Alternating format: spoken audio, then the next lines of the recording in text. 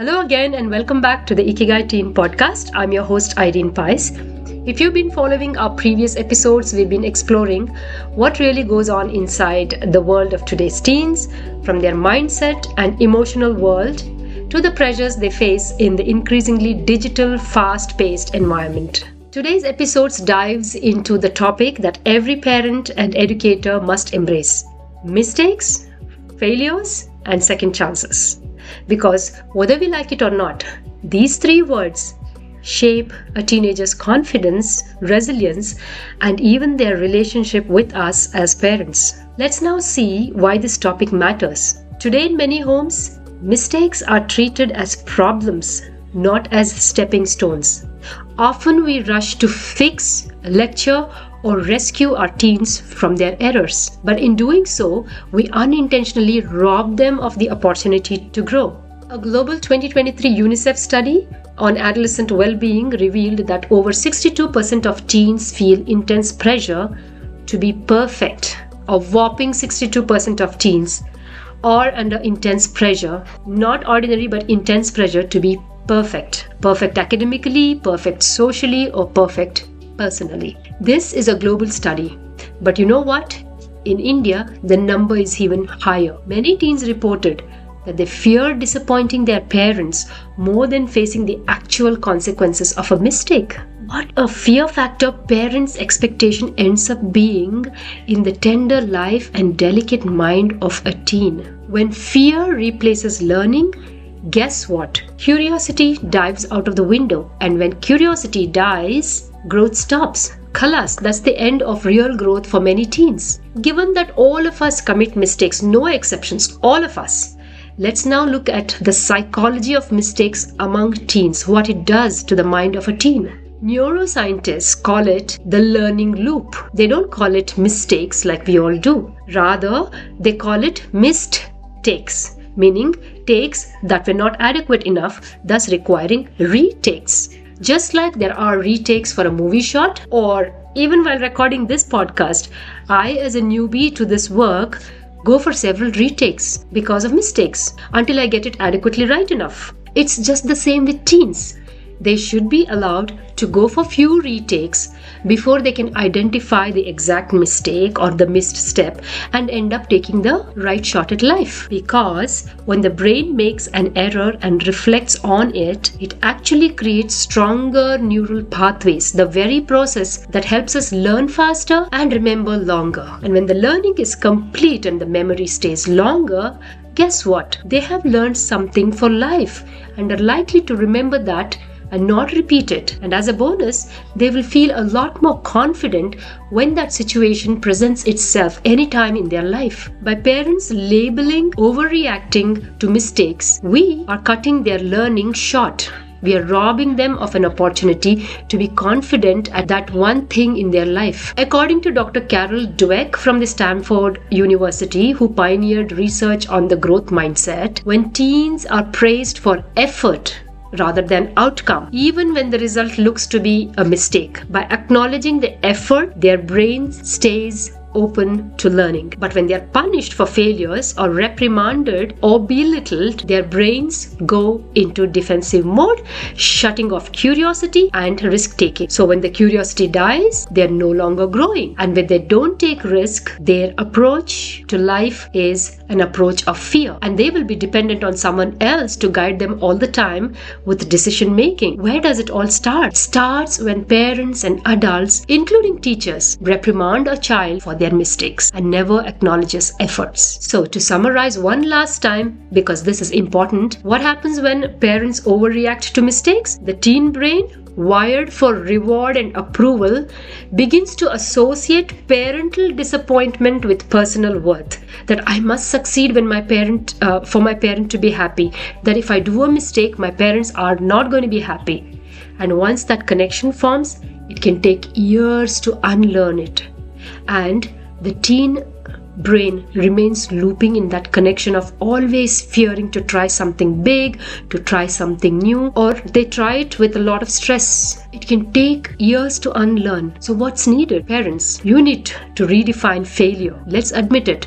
We grew up in a time when failure was a label, not a lesson. Many of our parents raised us like this. Marks, ranks, medals, certificates became symbol of value and symbol of good child. And when the child did well, parents felt like heroes in the society. That was then. But today's world rewards adaptability, flexibility, creativity, and critical thinking, decision making, not giving up. So please note, none of these can develop without a healthy relationship with failure. In fact, a 2022 Harvard Business Review article on youth development reported that the most resilient young adults share one trait in common. Do you want to know what that is? Those youth were allowed to fail safely as teenagers. They grew up in homes where mistakes were discussed, not dismissed, where effort was acknowledged and not ignored. Let that sink in. As parents, when we say it's okay to fail, but do your best, we are planting the seed of psychological safety, one of the strongest predictors of long-term success for anyone. So then parents may be thinking how to respond when teens fail. Here is a practical framework you can try. A 4A model. Acknowledge, ask, align, act. Acknowledge. Start by recognizing the effort. I know this didn't go as planned, but I see how much you tried. Ask. Invite reflection instead of interrogation. What do you think went wrong? What can we do differently? Thirdly, align. Remind them you're on their side, not on the opposite side, and say, let's figure this out together. And fourthly, act. Guide them towards next steps. What's the one thing we can do differently the next time? Do you want me to jog with you for that event so you can warm up before your practice? Or do you want me to sit down and listen to your lessons? Just participate, act. Be in the act of learning, relearning, and trying again. Each of these 4 steps communicates safety, partnership, and confidence and comfort to try again without fear, which are more powerful than any lecture, don't you think? Here's a short break. The reality of teen logic. Sometimes the way teen handles failures can test the limits of logic. A teen who I know very well once told me, I didn't fail, the teacher failed to understand my creativity. And I thought, well, at least the confidence is intact. The point I'm making here is humor. Humor helps us stay connected. Don't get all that serious on those unit test scores, the insignificant marks and stuff. When parents learn to laugh with their teens, not at them, but laugh with them, failure becomes less fearful or painful, and teens and parents become more human. Now, what if your teen's mistakes wasn't a minor one? Maybe it involved dishonesty, maybe it involved poor choices or risky behavior. How to build trust after a big mistake? In such cases, the goal is not to erase consequences by writing it off.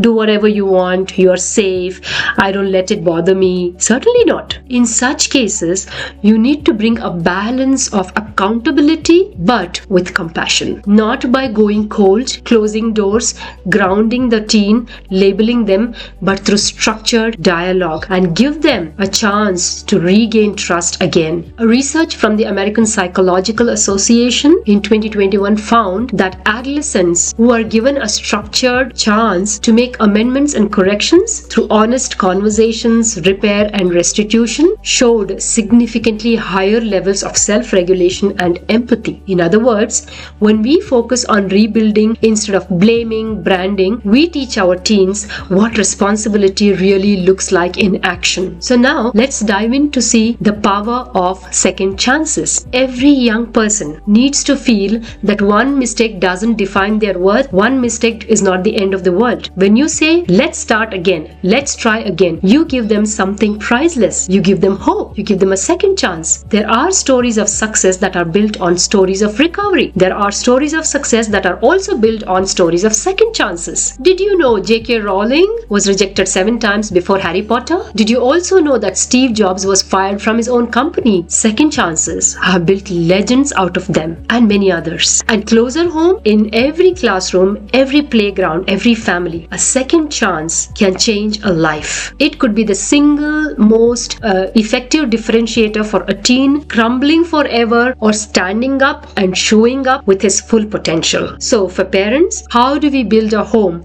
that allows failure? Here are 3 things you can start this week. 1.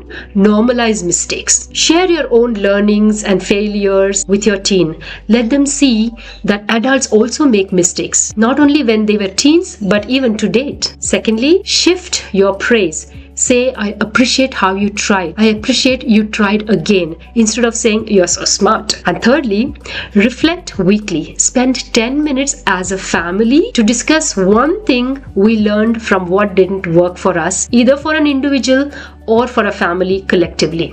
These habits teach humility, persistence, and perspective, all traits that teens will carry for the rest of their life. In closing today's episode, parenting is not about raising perfect children. It's about raising capable, resilient humans who can fall, fail, learn, and rise again. When your teen makes a mistake, take a breath. Remember, this is their practice round or practice ground before adulthood. Let them feel safe while they are with you. Safe to fail, safe to fall, safe to try again and fail again. And today, let your calm presence be their greatest safety net for practice. Because when they are in the world of adults in a few years from now, they're all by themselves. So let's begin to celebrate the courage it takes to try, the strength it takes to fail, and the grace it takes to begin again. Reassure your teens and let them grow safe. I'm Irene Pais from Ikigai Teen, reminding you, teens are not our private assets. They are a shared legacy of the future. What we invest in them today defines our collective tomorrow. Join me next time as we talk about building teen confidence and resilience, how to strengthen their inner voice so they can face life with self-trust and courage. Until then, take care of yourself and your teen. Signing out.